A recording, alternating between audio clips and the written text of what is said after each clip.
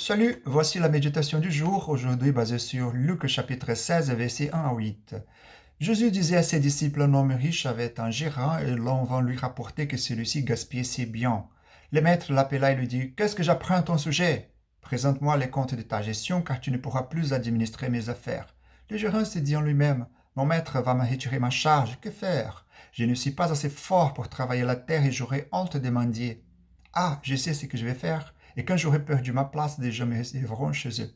Il fit alors venir un à un tous ceux qui devaient quelque chose à son maître. Il dit au premier, combien dois-tu à mon maître? 100 tonneaux d'huile d'olive, lui répondit-il. Le gérant lui dit, voici ton compte, vite, assieds-toi et note 50. Puis il dit à un autre, et toi, combien dois-tu? 100 sacs de blé, répondit-il. Le gérant lui dit, voici ton compte, note 80.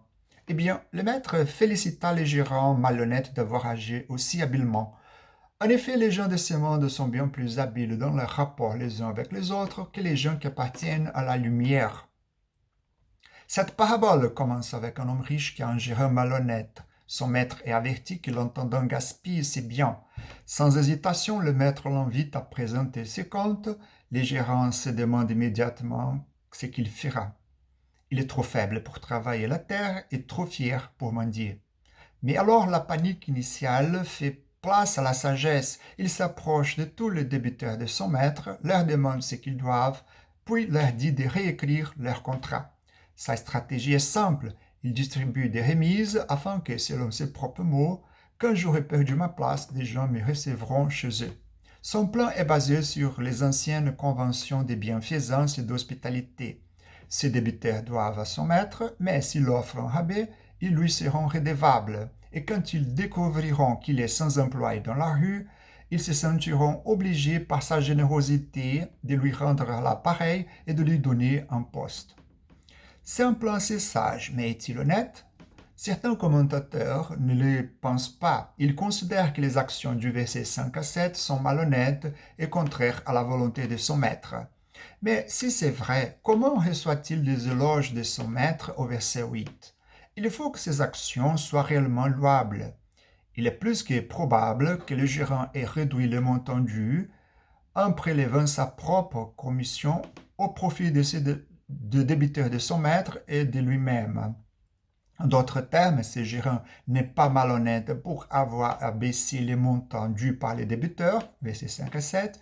Ce qui le rend malhonnête, c'est qu'il gaspille le bien de son maître, comme dit le verset 1. Le lien entre la parabole et le public de Jésus ancien et moderne se trouve au verset 9. Et moi je vous dis, faites-vous des amis avec les richesses trompeuses de ce monde, afin qu'au moment où elles n'existeront plus pour vous, on vous reçoive dans les demeures éternelles. Jésus appelle son peuple à imiter les actions sages du gérant par les biais des richesses trompeuses, matérielles, dans la sécurisation d'un logement physique, mais avec une différence majeure. Nous devons utiliser notre richesse matérielle pour nous faire des amis et ainsi nous assurer une demeure éternelle. Mais cela soulève deux questions cruciales. 1. Comment pouvons-nous nous faire des amis par la richesse du monde? Et 2. Comment ces amis nous accueillent-ils au ciel? La réponse à la première question est présentée dans le verset 10 à 13. Nous ne pouvons pas servir Dieu et l'argent. Ce sont deux maîtres concurrents. Servir l'un signifie désobéir l'autre. Aimer l'un signifie détester l'autre. Se faire des amis par la richesse du monde est un appel à soumettre entièrement nos finances à la volonté de Dieu et à ses desseins pour l'évangélisation du monde. Cela signifie bénir ceux qui en ont besoin en étant des administrateurs fidèles de l'argent de notre maître. Mais cela ne signifie pas que nous ne sommes pas bénis en retour. Cela nous amène à la deuxième question, plus difficile. Comment ces amis nous accueillent-ils au ciel? Notons tout d'abord que le verbe accueillir, au verset 9, n'a pas de sujet explicite. Cela signifie que ceux qui nous accueillent au ciel peuvent être les amis terrestres que nous venons de mentionner ou, comme certains l'ont soutenu, les anges célestes, ce qui est une façon de dire Dieu lui-même.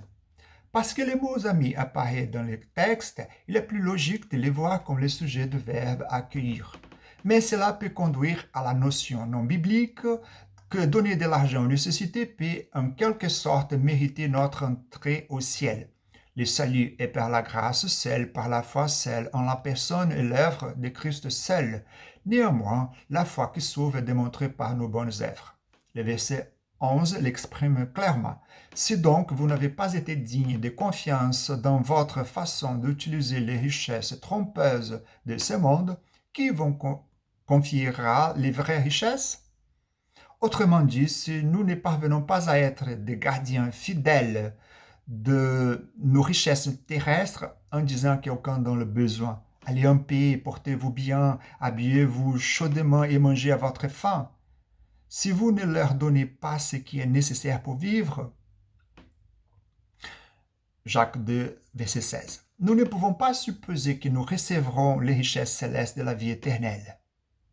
Jacques ajoute, la foi sans les actes est morte au verset 26. Il s'agit d'un appel radical à l'entendance biblique à l'ère de la richesse matérielle. Que Dieu nous donne la grâce de voir les besoins des gens et de les satisfaire avec gratitude dans nos cœurs pour ce que Dieu en Christ a fait pour nous. Que Dieu vous bénisse.